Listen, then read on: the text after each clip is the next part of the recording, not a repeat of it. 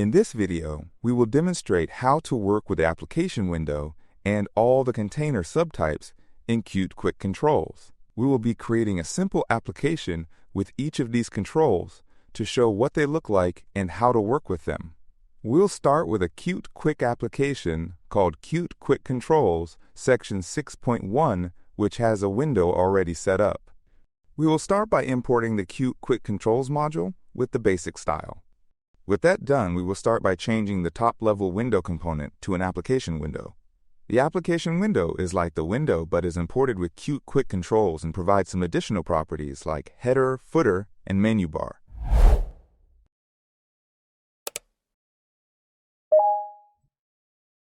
The menu bar property is intended to work with a menu bar type, which is one of the container subtypes.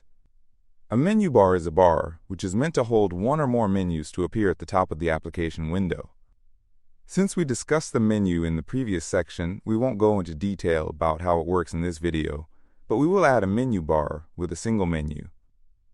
We will also include a menu separator in the menu, which exists to organize the various menu items in our menu. It is common to have options like File and Edit as menu items, but for this example, we will keep it simple. Running the application, we can see the menu bar at the top of the application with a menu. We can open this menu and click on the various menu items to trigger custom functionality. Next, we will use the header property of the application window to add a simple header. The header appears below the menu bar and serves to separate the menu bar from the main application content, so we will add a simple rectangle as a divider. Next, we will add a footer to our application using the footer property of the application window. This footer will hold a TabBar, one of the container subtypes. The TabBar is typically used for page navigation, and when populated with tab buttons, it will clearly indicate which of the tab buttons is active, and therefore which page is currently visible. We will add 3 tab buttons to our TabBar and give them some text. Running our application, we can see we now have a header which shows up as a gray rectangle below the menu bar, as well as a footer which holds our tab bar. Clicking on the tab button toggles which button shows up as the current index of the tab bar. However, since we have not implemented any page navigation yet, these buttons don't do anything else. Therefore, next we will add a SwipeView to our application so we can navigate between pages. This SwipeView will be the main content of our application, so we will have it fill the application window and give it a horizontal orientation. For now, we will populate the SwipeView with 3 item components, each of which will have some text indicating which page the SwipeView is on. With that done, we will now add some functionality to the tab bar to help us navigate the SwipeView. We will add an on-click signal handler to each tab button, which sets the current index of the SwipeView to the corresponding tab button.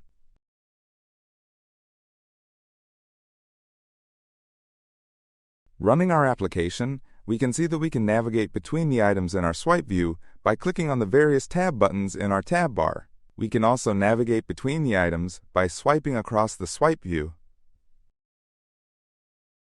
The last container subtype we will explore is the SplitView. The SplitView allows for content to be displayed side by side with a draggable splitter between the content. We will replace the third item in our SwipeView with a SplitView to show how it works. Our SplitView will contain 2 differently colored rectangles, each with an implicit width of half the window width. Then we will add text to each of these rectangles, labeling them Side 1 and Side 2.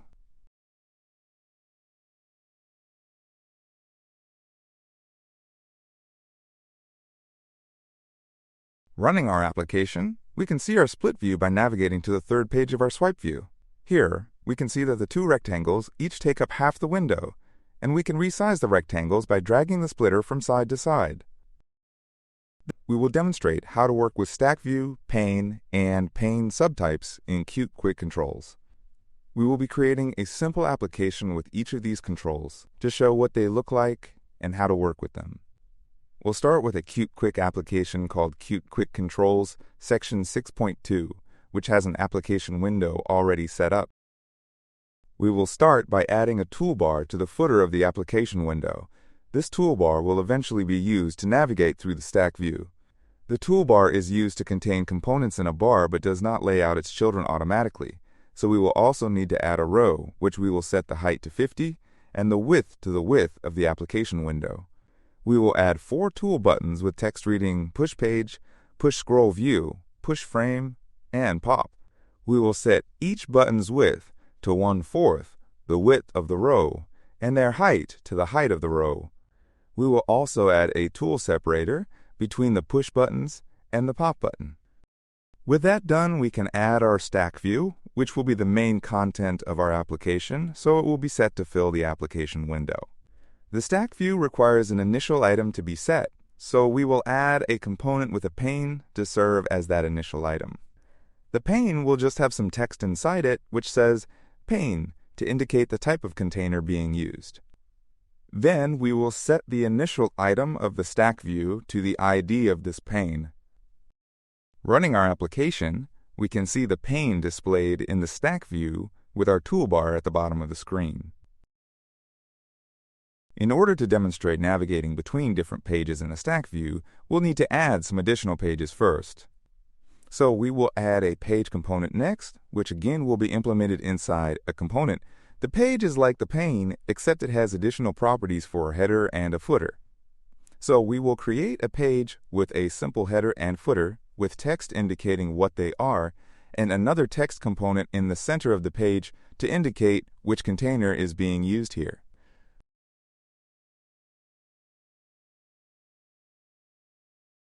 With that added, we can now add some functionality to one of our buttons.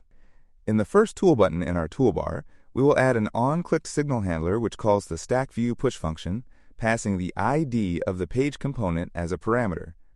Now whenever we click this button, a new page component will be created and pushed to the StackView. We will also add a call to the StackView pop function to an on-click signal handler to the last tool button. This will destroy the currently visible component in the StackView. Running our application, we can see when we click the Push Page button, the page is pushed to the StackView. Pushing this button multiple times creates additional instances of the page component, and pushing the Pop button removes the current component from the StackView and destroys it. For this example, we would only like a single instance of each of our components to be in the StackView at a given time, so we will add some root-level properties to disable the tool buttons once their corresponding component is added to the StackView. We will create properties for each component we intend to add to our StackView. Then we will set the enabled property in each of our tool buttons to the value of these variables. We will also use these to disable the Pop button when only the pane is visible.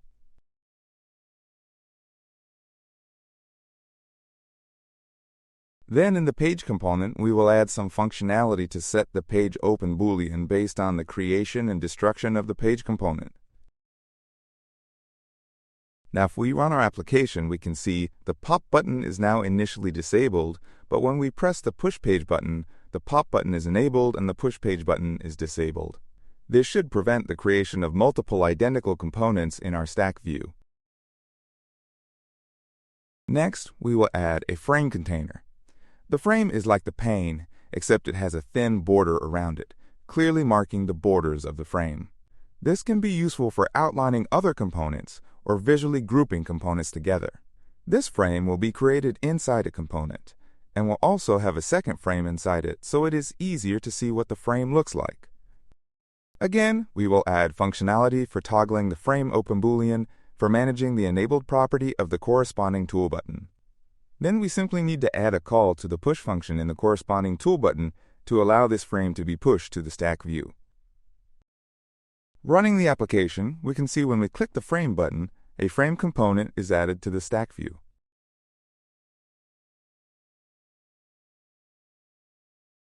The last component we will add to our StackView is the ScrollView, which is the last pane subtype. So we will create the ScrollView inside a component. The ScrollView automatically sets up a scroll bar for the components inside it, so we will add a column with a repeater, which will create 100 text elements in the column. This will ensure that the contents of the ScrollView will be much larger than the window allows, and therefore requiring us to scroll through the content using the ScrollView. Like the others, we will also add functionality which manages the ScrollView open boolean.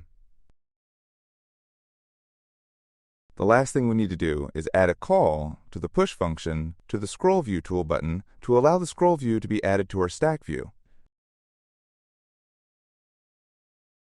Running the application, we can see when we click the Push ScrollView button, the ScrollView appears. Hovering over the ScrollView makes a scroll bar appear, which we can use to scroll through the content of the ScrollView. We can also click the other tool buttons to push the other containers to our StackView and click the Pop button to remove them in any order we want. In the next video, we will discuss how to customize controls using the background and content item properties. Thank you for watching.